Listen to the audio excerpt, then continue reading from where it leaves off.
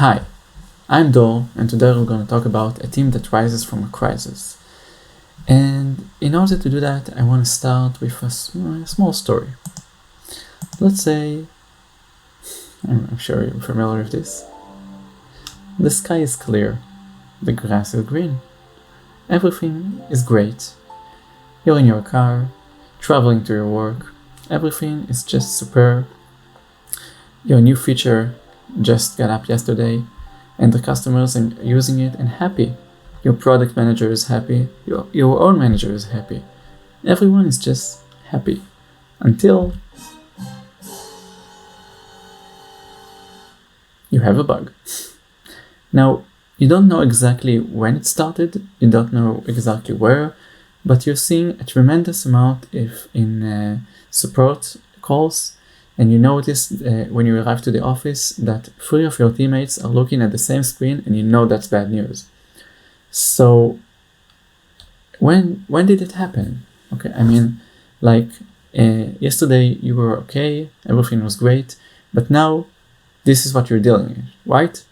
And think about it. We all know we're gonna have bugs in the future, right? We all know we had bugs in the past. But let me ask you this. Do you know when does your next bug will occur? Do you know where? Do you know what kind of effect will it have on your product? Weird, right? Because you know that there's gonna be a bug. You're certain about it. But you don't know where, you don't know nothing, right? But it doesn't have to be a bug. It can be your best employee saying goodbye and leaving for his startup.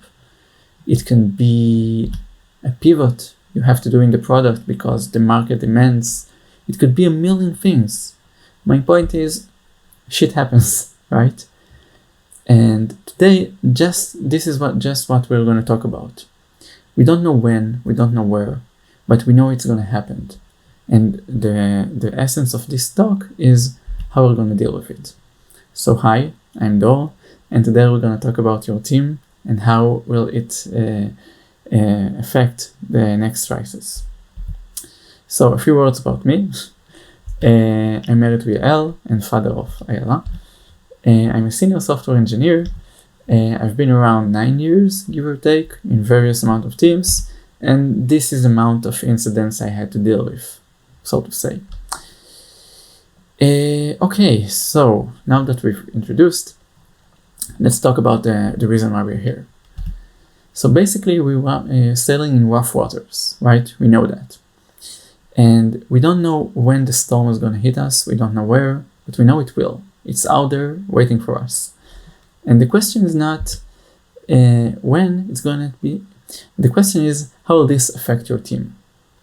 And by asking these questions, I actually want to ask another question. The real question I want to ask is how resilient your team is for this kind of storm. Okay? Because it's out there. We know that. So, in order to answer this question, I want to answer 3 smaller questions, or maybe address 3 issues.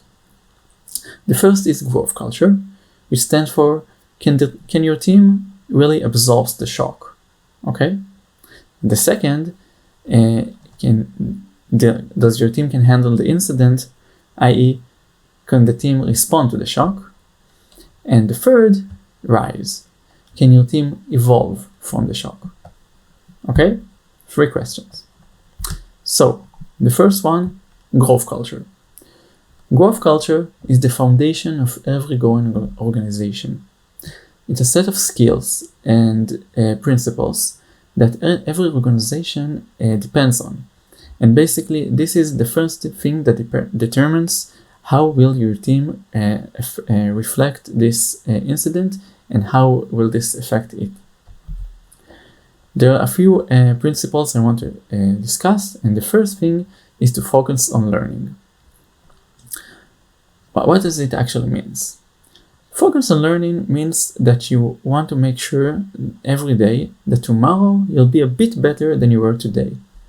It's true for yourself, it's true for your team, it's true for your company, it's true basically everywhere you look around. But how do you do that? So the first thing you might think about is online resources, right?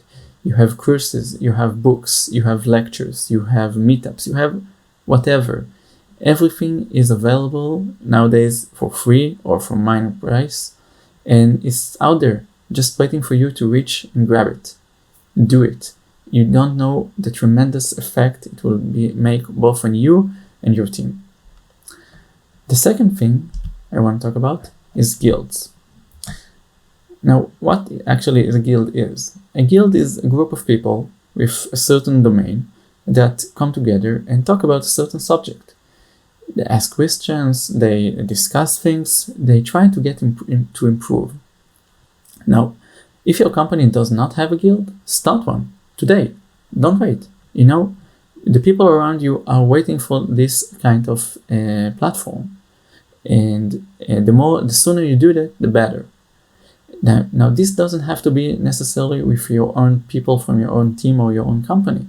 This could be in the form of meetups, where you can meet with people from other companies and discuss their issues, which I'm guessing quite similar to your issues, and think about the way you can resolve things, learn from experience of others, share some of your own.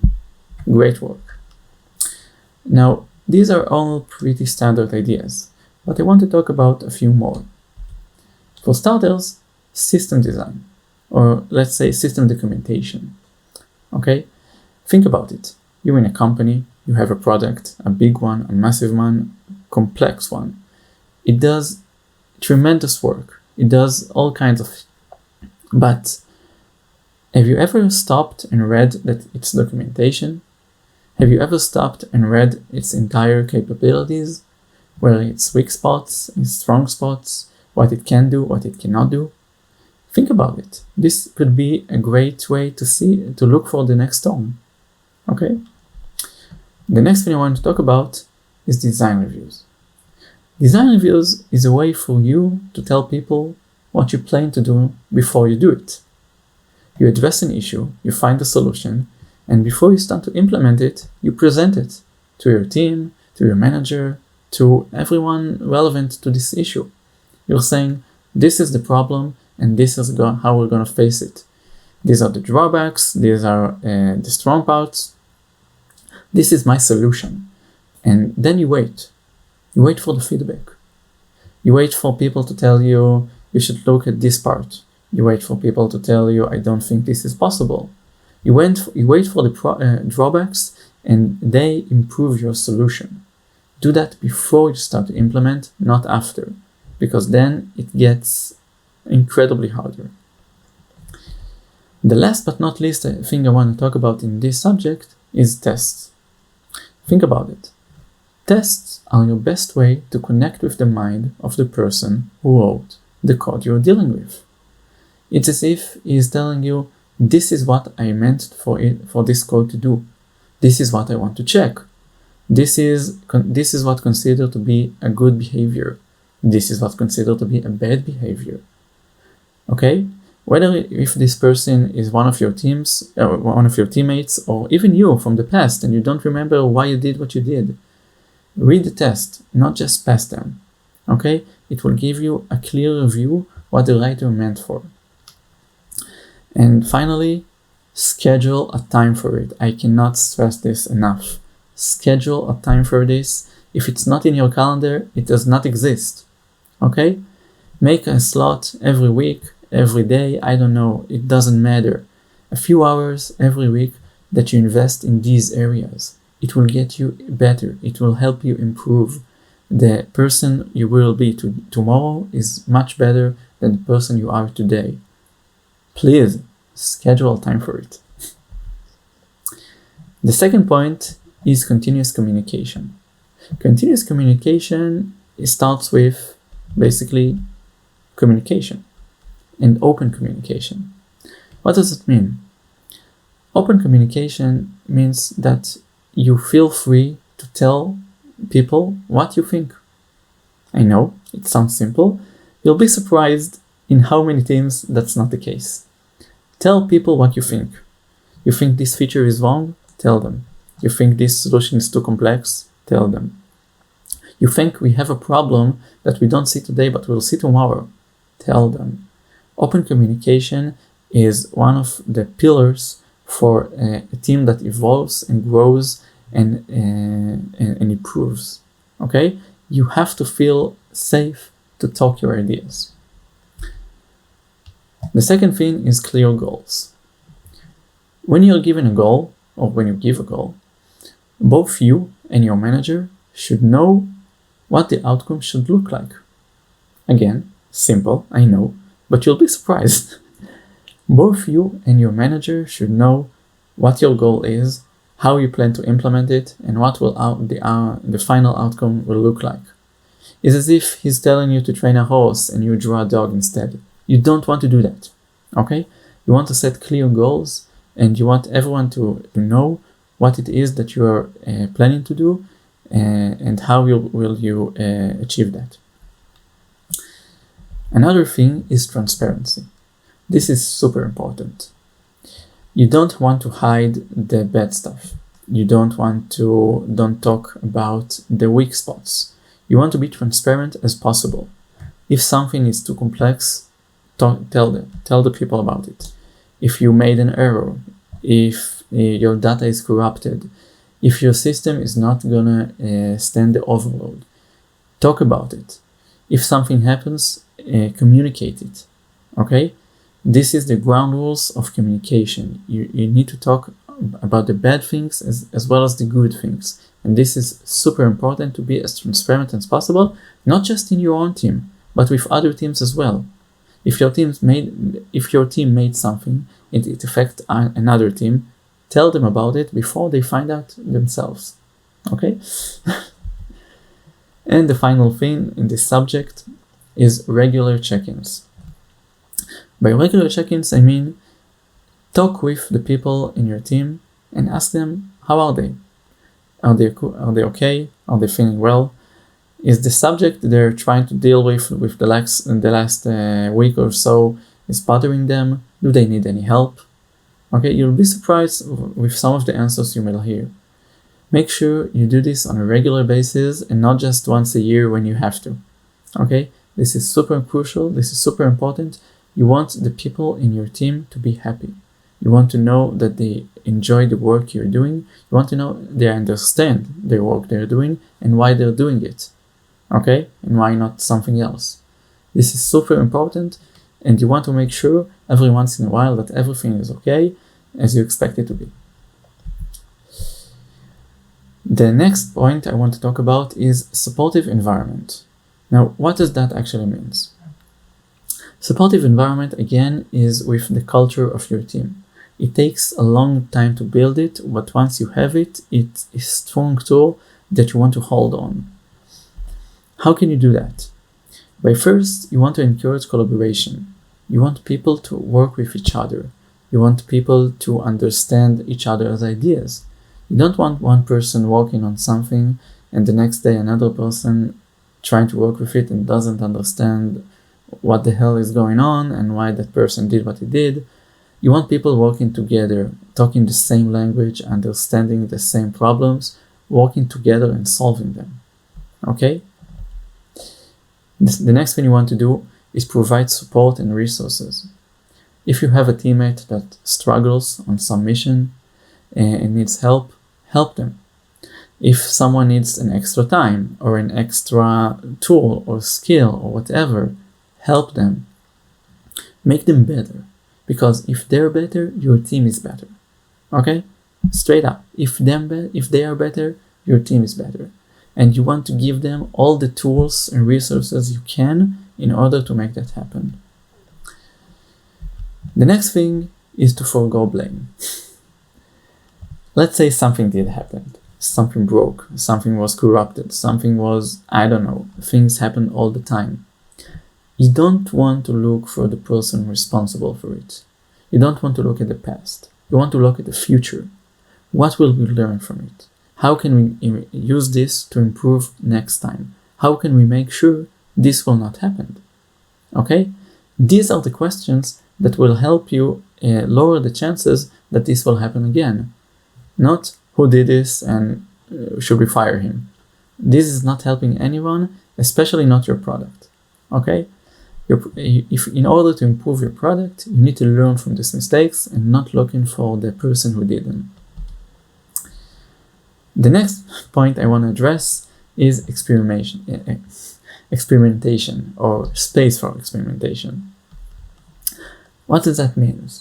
So you have your team and you're working on your solution and you're advancing with it and it's going well, but you want to keep enabling these parts of the work as well.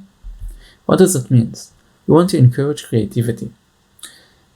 Just because you have something that works does not mean it cannot work better. Okay, you cannot improve it. Now, beware of premature optimization, because that's a lesson we all should learn. But basically, just because something works does not mean it cannot work better or faster or cheaper or I don't know. Maybe there's a way to improve it, and the best way to find out is to be creative. Try to look for new angles, new solutions. Maybe we can do something today we could not do before. Think about it. The next point I want to address is the resources and time. Again, like in the last point I said, you want to provide your researchers, your team, the people who is in charge of this task, the means to do so. Okay? If something is a bit complex, if something requires a new approach, give people time to investigate. Give people the tools they need in order for them to provide with a full solution and not something they made just to make you happy. Okay? If you give people the confidence and the feeling that they can do and whatever they want and explore new boundaries within limits, of course, but explore new boundaries, you'll be amazed how much progress it will achieve for you. The last thing I want to talk about is the culture of the team and the continuous improvement of it. Okay? Again, just because something is working does not mean it did not work better. Now you want to do it on your own level, on the team level, on the company level. Okay? You want to always ask yourself, can we improve? Can we do better? Why are we doing what we're doing today? Are we sure this is the best solution? Or it was just the quickest solution we can find and we quickly moved on? You'll be surprised. Sometimes you go and you find something in your code or your project or whatever that's been there for years because someone meant for it to change one day and that simply didn't happen. Okay? And you can achieve from it. You can grow from it. Continuous improvement culture is a major tool in your toolbox that enables you to move on and progress. The next point,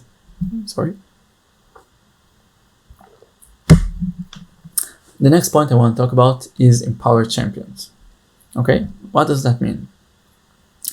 Traditionally, we used to talk about a lot about bad things. When things break, when things need to be removed, to be fixed, to be changed, to be improved. How often do you talk about the good things, the achievements, the progress, the people who made them? Okay? Now, empowering champions can be done in a lot of ways. First of all, celebrate victories. Okay? If someone made a goal, he deserves to dance after it. Okay? Messi can tell you that. You need to recognize the team achievements and talk about them and talk with other teams about them for them to learn and improve.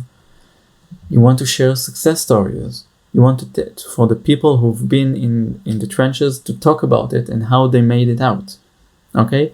It will inspire the people in your organization. It will give great motivation. It will give the people the thing they need. You want to take time to reflect about it. It could be once a week, once a month, once in a quarter, once in whatever. Okay? But you want to share and celebrate the success stories. You deserved it, you made it, it's yours. The next point I want to talk is task pitching. Now, okay, think about this scenario. You're at the beginning of your sprint, of your quarter, of your day, I don't know, but at some point you think about the new tasks and goals you want to achieve, and you give them. If your manager giving you the tasks, if you're giving the tasks to your employees, basically orders come from up below. But what if they work the other way around? What if your employees could pitch some of the tasks to you? Okay? What does that mean? Like, let's say every sprint, you talk with your employees and you decide you want to do A, B, and C.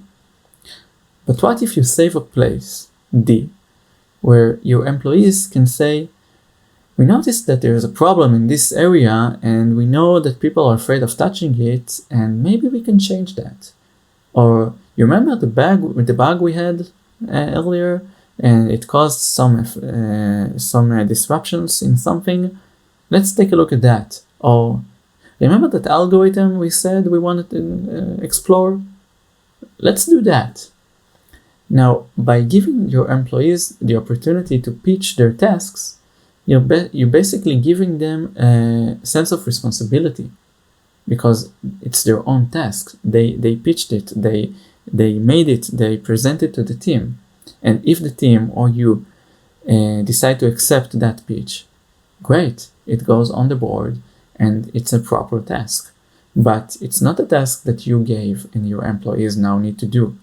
It's a task that your employee gave to themselves. Okay? The feeling of commitment, the feeling of responsibility, the ownership of this task is much higher. Okay? Think about it. The next part I want to talk about is lead hackathons. And I'm pointing this with a dot here because it does not have to always be hackathons. It can be initiatives in general. Okay? It relates to the point we just talked about, but basically you want to give your employees stronger sense of ownership, stronger sense of responsibility. Now, hackathons are a great way because you can take the junior employee and make him the team lead of your manager, for example. But it doesn't have to be a hackathon. It could be any initiative someone in your team is trying to advance. Help them with that. Teach them with that, make them become more responsible for that action. It will make them feel much more powerful in the organization and much more sense of this is done because I wanted it to done. I wanted it to be done, and this is what we came up with. Great success story to celebrate. Think about it. So, let's recap. We said we want to focus on learning. We want to keep advanced and enrich our knowledge.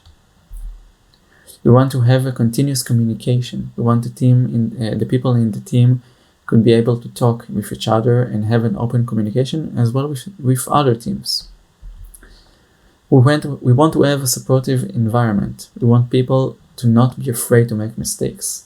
We want people to know that it's a safe place, that they can be, that can advance with, they can be bigger with. Okay? We want to enable space for experimentation. We need to enable to do mistakes and to go the wrong way in order to find the right way. Okay? We don't just simply land on the right way. We find it after spending time in the wrong ways. Okay? We want to enable space for experimentation, and we want people to know it's safe to experiment. Super crucial. Finally, we want to empower the champions. We want people to have a strong sense of ownership about the things they're doing. We want the people to advance more initiatives. We want people to not just do what they're told, but also to feel part of the company, the solution. We want people moving new ideas. Great. So you have a growth culture, but the second thing we want to ask, can you handle the incident? Okay, so let's go back to our story from before. You came, the first thing you want to do is to identify the incident. What does that mean? Remember earlier when you were driving your car, everything was great. Suddenly you reached to the office, 3 people looking at the same screen with sad faces. The first thing you want to do is to identify what just happened. Let's say that this is your system. Okay, this is your algorithm, this is your whatever. And you see that people are looking at one of the monitors with long faces, and you understand something went wrong. The first thing you want to do, activate the response team. You need to understand who are the best people that to address this type of issue. It could be from your team, it could be from other teams, it could be cooperation, I don't know. But you want to activate the response team because this is what they're doing right now. We have an issue in production, we need to fix this now. Activate your response team. Great, so you did that, but let's say that the time it took for you, your bug is not only in this component, but you also have it in other components. Okay, it's spreading, and you don't know why or where it's going to spread next. The next thing you want to do once you've activated your team is containment. You want to make sure that this error, this mistake does not affect other teams, other services, other procedures. Okay? Containment. It means shifting traffic to another service. It means using different data than you used to because this data is corrupted. I don't know. Every bug, its own solution. But the first thing you want to do is to contain the bug so you can control it. Okay? So it doesn't spread to your entire system. Great. So you've contained the problem and you have a team working on a solution. Now what you want to do is to investigate the root cause. You want to understand what happened that caused this issue. Why didn't you saw it before? Okay? You want to address the issue and figure out what's exactly happening right now that is broken in your system in order for you to fix it. So let's say you did that and you saw this small part in your data that is causing something that starts a chain reaction, that this is the outcome you're seeing. Now that you have people working on the incident and you have contained the issue, now you can try to restore and recover. You can fix the bug, make sure it works, and make sure you can reproduce the problem and your fix is actually fixing it. And you can now, after all of that is done, you can now deploy and make your system smile again. Okay? Make sure, okay, so this is basically the process. Now you have to make sure throughout this entire process that you always communicate with the stakeholders. If there's an SLA issue, if something is broken, if something is not doing what it's meant to do, you want the people that could be affected from it, whether it's other teams or your customers, to know about it. Okay? People are relying on the information you're giving. You want to give them the right information. You want them to act accordingly.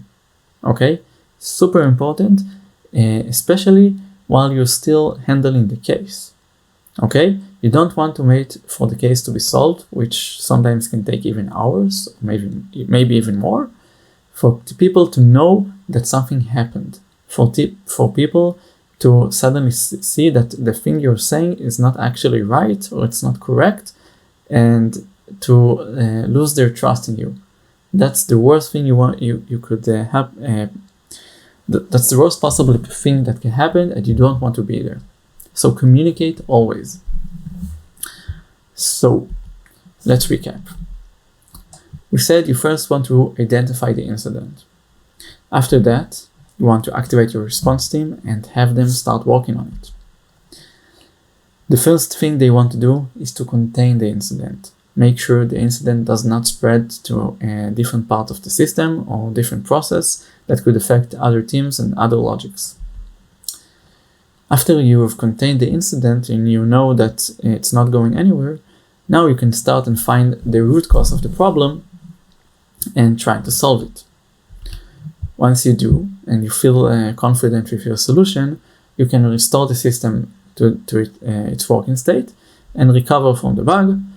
And finally, always throughout this entire process, communicate with the stakeholders.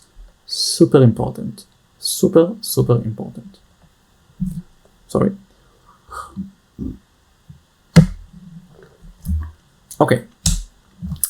So, we know now that your team can A, absorb the incident, right? And B, solve it. But there's something missing, right? I mean, we had a bug, we did not, we handled it right, but what's next? Now, Churchill told us, never let a good crisis go to waste.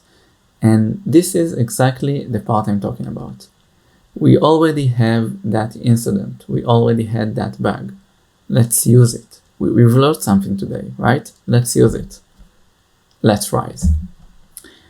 Now, okay, so going back to our story, you came in the morning, you saw the people in your team looking at the monitor, long faces, activate response team. Great, you solved the bug, everyone is happy. The first thing you do is post-mortem, right? You want to understand what happened. You want to investigate how can this not will happen. You want to make sure that this will not happen again, right? Great. Now, two major important things I want to talk about post-mortem, and these are action items and follow-ups. Every post-mortem should have action items. I could not stress this enough. If your post-mortem does not have action items, you did not did a post-mortem. You simply wasted an hour of your team. Okay? If you don't come up with that out of that post-mortem with action items, you're simply saying, we had an issue, we solved it, let's just wait for the next issue. You need to have action items that will make sure that next time this will not happen to you. Now, action items are great, but if you don't follow them, if you don't make sure that you actually did them, they're useless, okay? You don't, let's say you came out of the post-mortem, you wrote your action items, we need to fix this, you need to check that, we need to make sure that this happens before that. Great. But did it? Is it actually done? So what I'm saying is, the minute you go out of the post-mortem, you want to schedule a new meeting for a week, for 2 weeks, for a month, I don't know. But you want to schedule the new meeting where you will follow up the action items and make sure what has been done and what hasn't. Okay? If you don't do these two things, you don't have any point in making post-mortem, simply a waste of your hour. Okay. Great. So you did a post-mortem, you did action items, and you followed them. Great. But I wanna suggest a new idea. Like, what? Think about it. Instead of being a reactive to the incident that just happened, like something happened and you react to it, let's become proactive. Let's try to handle the incidents before they're happening and not after. What do I mean? I mean, instead of post-mortem, let's do pre-mortem. Okay, bear with me.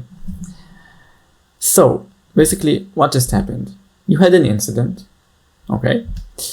You fixed it, great. And you post-mortem it. You understand why it happened, how did the fix work, and now you're just waiting for the next incident, which will you fix, post-mortem, and so on. But what if we reversed that cycle? What if instead of waiting for the incident, we will do a pre-mortem? We will understand what the next incident might be, because we know this area of our system is a weak area. We know that this area of our system is relatively new area. We know, I don't know, we know something. Instead of waiting for the next incident to occur, fix it, and to discuss about it, let's discuss about what will happen, the stuff that we're afraid of, the stuff that we're not so comfortable about, we're not so sure about. Let's understand why. Let's make a plan of how we're going to fix that, how we're going to improve that, and let's upgrade our system. Okay? Instead of waiting for the storm to come to us, let us come to the storm, but better prepared. By doing that, you can control some of the variables of your equation and not just wait for your equation to find you. So, great. So we talked about this. Let's talk about another thing. Increase your resiliency. Think about it. Something happened, usually something small happened, that caused a chain reaction that made something big break, made something big corrupt. If your system was more resilient, maybe the small thing still happened, but maybe the effect was not so big. Okay? If your system is resilient, it can itself absorb some of the shocks. Okay, like we talked in the first chapter. Now, what does it mean to make your system more resilient? First of all, you can upgrade it. You can find the areas in your code that needs to be upgraded, that needs to be shaken up, that needs to be improved, and do it. Do that before something happens, not after. Don't wait for the lessons you learned from the incident. Try to discover, try to explore, and to find the things in your system that are broken. You just don't know it yet. Okay? Upgrade those. The next thing is to invest in your toolbox. Sorry?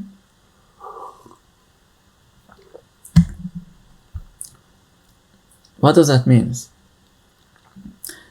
Do you have enough documentation? Do you have enough tests? Do you have enough visibility for when something breaks, you will be alerted on? Okay? You don't want for the customer calling for you, telling you there's a problem in your product, in your system. You want to know that before it happens, in a different environment, always better, before it happens, and to fix it before it even actually gets to the customer. Okay? I mean, you do stuff all the time. You break and repair stuff all the time. You improve stuff all the time. Sometimes you don't know its effect until it's too late. You don't want to be there. You don't want to be at that spot. You want to understand the actual effect of the change you're doing now, before it reaches the customer, and address it before it's too late. Okay? You want to have playbooks. You don't want that when something breaks, to people to start to scratch their heads and don't know what to do. You want to write a fixed protocol of what to do if something happens. Who are the people that needs to be alerted? What should be checked? What should be backed up? What should be, I don't know what your system. But you want for the people, for your response team, to have the right tools, the right playbooks for them to solve the incident. You want to make sure that while in an incident, which is a stressful situation, they thought about everything they need to think about. They touched all the points, they covered everything. You don't want them to miss something because they were stressed about it. Okay, because they didn't think about it, and now you have a new bug somewhere else, and it will take you some time to reach for it. Write playbooks. Also, invest in your transparency and discoverability. You want for something, when something breaks, when something acts not the way it should be, for a notification to pop up, for a dashboard to go red, for something to happen, okay? You want to be as visible as possible so that people yourself included, will understand as quickly as possible what happened, what kind of effect it did, what we need to do for the containment of this incident. Okay, the better transparency you have, the better visibility you have, the sooner you will be able to answer these questions. Finally, you want to share your knowledge. Okay, you've been in the trenches, you've suffered an incident, you fixed it, you came up with a new solution that can fix the problem you didn't think about before. I don't know. Tell people about it. People want to know, people want to learn from your mistakes. Go learn from other people's mistakes. You want to share your knowledge about how your people handle this incident in order to make everyone better, in order to make everyone smarter. Okay? Share your knowledge, share the stuff you've learned, make other people wise from your incident. So let's recap. We said we want to do a post-mortem. We want to investigate what caused this incident and how we can fix this. We want to do a pre-mortem. We want to imagine what could go wrong, what could break. We want to fix this before it breaks.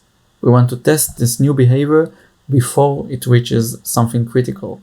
Okay? Do a pre-mortem even though nothing is currently broken, as you know of. You want to increase your resiliency. You want your system to be stronger. You don't want any tiny bug to disrupt your system entirely. You want the containment of it to be full. You want your system resilient. You want to share your knowledge. You want people to learn from your mistakes. You want to learn from other mistakes. Again, you don't want everyone to fall in the same pit and for them to know how to avoid it. Okay? If you step on something, tell people how to avoid it, for them to not step on it as well. So we now have a team that can absolve the incident, solves the incident, and benefits from the incident. Okay? If you have a team that's doing all these three things, your team is no longer afraid of bugs, is no longer afraid of incidents. Your team wait for it. I know it's weird, but it recognizes there's a chance of growth in these areas, in these things that we all know that will occur one day or another. Again, think about what we said earlier. We don't know when, we don't know where, we don't know what it will affect, but we know the storm is coming. Okay? Use it. Use it as your tool. Don't be afraid of it. Look for it. Okay? Evolve from it. And finally, I want to finish with a few words. When the winds of change blow, some build walls while others build windmills. Think about it. Harness the wind at your power. Thank you.